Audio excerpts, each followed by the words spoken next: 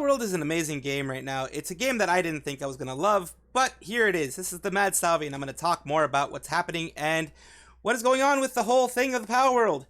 Pocket Pair is the one who created it. They are a small indie developer. They're getting lots of love right now because what they've pretty much done with this game is they have taken Ark, Survival Evolved, Craftopia, Valheim, Pokemon, other games, taken inspiration from each and every one of them, and made it their own. So yes, there are similarities in the look. It's like there are similarities in the look of some of the pals here, but getting inspiration does not mean that you've stolen it from somebody. You got inspiration just like Pokemon has inspiration from some of the creatures in Dragon Quest. You can see the exact same similarities from some of the creatures in Dragon Quest with some of the creatures in Pokemon. If you're taking inspiration from animals in the world, yes, your animals are going to look very much alike. And that's what's pissing me off about what's been going on. I honestly didn't think much of this game. I didn't think there was going to be much, but since it was a Game Pass game, I got a free try of it. I liked it. It's very, very, very addictive. They've done an extremely good job from what they themselves have said. It was like a small group of developers that weren't very, talented or already. They weren't well known for their stuff, but they've shown off a lot of their talent. And another thing, people are saying that maybe there was AI involved. From what I have seen, there hasn't been any AI involved from what they're saying, that they themselves are saying. It's just, even if there has, it would probably just be simplifying some of the animations. But it looks like the character creations and things like that were done themselves, because there's no uncanny valley, there's no other weirdness going on. So it looks like the character creation was done by themselves, and maybe they had AI to help them in animating it. But even that is a maybe. Like, I don't know anything about this, so maybe this is a maybe. It's just things being thrown around. There's no way that the Game Freak or the Pokemon Company or whatever can actually do anything against them, because these are inspirations. These are inspirations from actual animals, maybe some animals in fantasy and things like that. And yes, okay, Palball, Pokeball, you can kind of say that as well, but they have a different implementation of it. You have the percentage of it. The balls look different. They're like an actual sphere. They look more like a crystal ball, like something that you would have like on your desk to show off something beautiful, And the worlds, yes, it's very Ark Survival Evolved because it's very world building. You have to build your castles. You look at all these other different areas. Look at all this stuff. All of these different worlds that they have there are not something that you would ever see in a Pokemon game. It seems like Pokemon and Game Freak are probably a little jealous of all the worlds they were able to create, because even Arceus, being great as it is, didn't have any world building. It did not have as much intricacies as this did. It was very simplified compared to all this. Look at all this stuff. You have freaking dungeons. You have bosses that you can fight. You have settlements you can go to that you can actually interact in, not just kind of have a linear kind of way of doing things. You can go to a level 40 boss if you want to, and then, fight that and die, like I've done. And then you can even capture the bosses, for goodness sakes. It's a glitch right now. No one knows about it. Very few people know about it. Now you know about it. But yeah, you can capture bosses too. So this is what they said in, I believe this was their Discord. Oh, no, it was a Discord that they were talking about the interview of Palworld. And they did kind of a TLDR, because I didn't watch it. I didn't watch all of it. I'm getting my information from here. All right, they're interviewing Palworld JPTV. None of them knew how to develop a game. We all learned on the job. A budget of 10K. They did this with a budget of 10K, supposedly, to start off. Still, to start off, that's a huge thing. Game Freak is in shambles, yes, because Game Freak, with millions and millions and millions of dollars being spent on every single game, still can't make a game like this. I don't know why. Maybe they're scared. Maybe they are just like, it's too much time for the release dates that we have, because they have it like in a year, every single Pokemon game. They have like really short release dates. These guys were working on it for a while. So that could be it. There could be a lot of intricacies in Nintendo, the way that they want them to, release everything.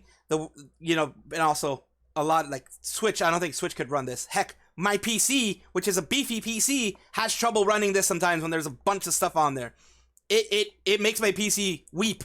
So if it makes a PC weep, it's something that Nintendo wouldn't be able to do in their very limited Switch network stuff that they do, because the Switch is slow and it is old.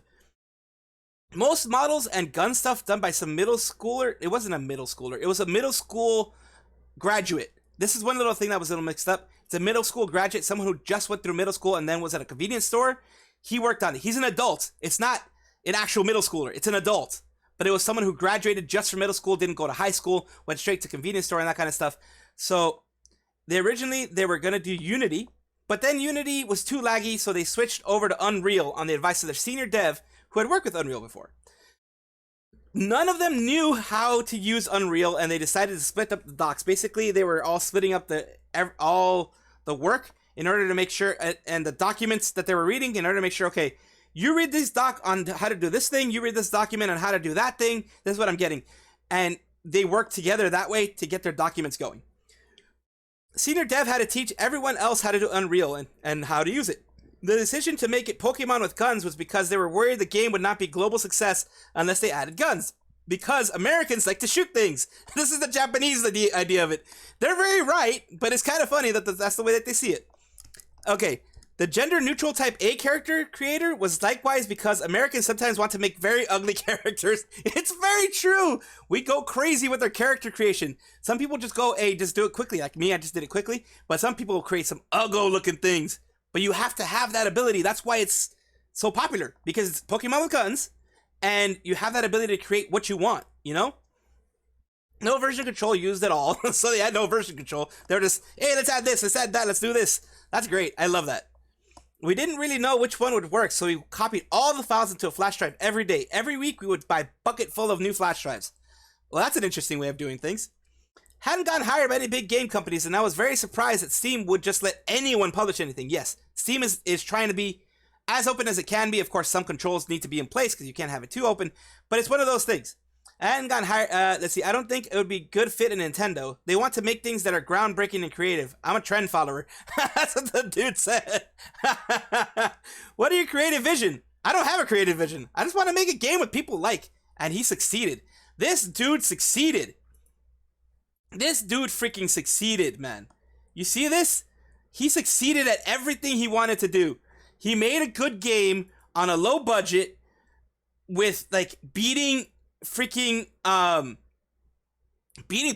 big time. Like, I like this way more than I've liked any of the more open world Pokemon games. Like, seriously, I'm addicted to this game. But it's hard. It's not an easy game. It's not like, that's another thing. It's not a game that just any child could pick up. I mean, you can, and they would do okay, but it has some difficulties. It has some building difficulties. It has some structure building. You have to do a lot of resource collection. A lot of resource collection for this. You have to. I'm just giving you my ideas of the whole thing as well. Basically, a little mini review. It has bugs, as any game has bugs, especially nowadays. But the general feel of the game is just, it's amazing. It blew my mind how it was going to be. I did not have any high expectations of this. I thought it was going to be a cash grab, in and out, and they're done. For PC, they've been doing a ton of upgrades, a ton of updates. And for Xbox too, except that they're saying Steam just lets you put an update, and as long as it works and it doesn't, like, it's not a virus, they'll let it push it through. Xbox has to go through this whole big review process. They say they have like 5 or 6 updates ready for Xbox and already sent through, but Xbox hasn't done anything with it. Basically, they're just going through the review update because, of course, it's their closed ecosystem. It's not as open as a PC would be, so they're just like, oh, we gotta make sure this worked well for our stuff. But yeah, that's pretty much what it's like. It's going. Look at all this, man. The world around it, it's as beautiful as you want to make it. If you want to make it look like a potato, you can make it look like a potato. Look at all these different creatures, man. Some of them have killed me like in one hit. Some of them are one-hit kills for me. Like, they kill me in one hit. Then you have bosses. You have regional bosses. You have dungeons that you can go into again and again and again. You have certain areas that you need you need specific clothes to wear. You have farms that you can build. You look at all this that you can do. It is, like I said, it's Arc Pokemon Evolved, pretty much. It is Arc for Pokemon. You can build a big base because there's PvP that they're going to bring up soon. Like, per player versus player. Right now, it's just everyone helping each other out. Big dragons like this. You have bosses like these. It is an intense game. I love it. I love the game. I love everything they've done with the game. I'm just, like... Okay, this is another thing. According to Circana's player engagement tracker, January 22nd, Palworld surpassed Fortnite in US XBS DAO. I don't know what that is. On that day alone, Palworld players and Xbox systems in the US played Palworld for more than 200 minutes on average. Bonkers numbers. Yes, it is bonkers numbers. But like I said, look at all this stuff. And another thing I want to show you. The devs are pissed. The devs are very angry. Devs are very angry. Like, look at this. A Naughty Dog developer, Del Walker, someone who developed at Naughty Dog, was like, my gut is telling me Palworld was made nefariously. Like they cheated or they stole a bunch of stuff, like asset flips. They're thinking it's like asset flips, like they bought assets and they flipped it, or they bought Pokemon assets, or they copied Pokemon assets directly, like they did some data mining and then they pretty much put it out there like that. It's BS, man. Like a developer saying this about another developer? Be happy that someone has created a great game. Like I'm happy about that. Like I ain't hating. It does feel like that, doesn't it? Nina Kloss is also another developer. Making a game is just so difficult. They're cheating somehow. Just can't pinpoint how. You can't pinpoint how because they're not cheating. They just were able to figure out a way to efficiently do it. Efficiently doing things is not cheating. It really isn't. Just get your head out of your ass, man. Seriously. Just don't be a jerk. He's a senior artist at Naughty Dog. He's just an artist. He's not even a developer. He's an artist. And even if he was a developer, he's still being a jerk. Nina Kloss, tech artist. These two are artists, so they supposedly know how asset flips work. They supposedly know how assets work. No. Unless you actually see the code and see that things are nefarious, then yeah. But if you don't see the code and you're just talking out of your butt because you're butthurt on what's going on, then just shut your mouth. Honestly, just shut your mouth. Because yes, of course, I understand if you are like on the actual things, like the gameplay sucked, the gameplay's broken, there's too many glitches on there. You throw your power balls and sometimes they don't hit, which they usually do. They get thrown off. That's another thing. They get thrown off if you're too weak.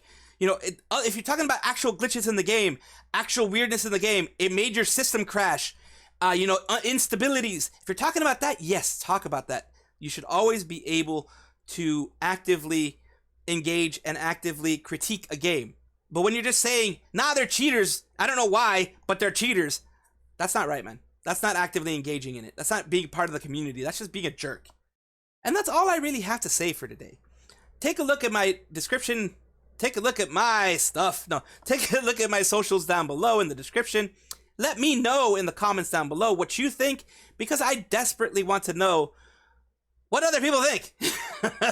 Because if not, I'm just screaming into the void, and then, you have to hold me accountable for things that I may have said wrong, and I really do want you to hold me for things I said wrong. Also, YouTube is going to be plopping some stuff on the screen, depending on what it thinks you want to watch. Take a look at that. I do my best on every single video, and I would appreciate a subscribe and, a membership or whatever if you really want to. I appreciate all of that. Thank you so much. This is the Mad Salvi. I will be seeing each and every one of you next time. Bye-bye!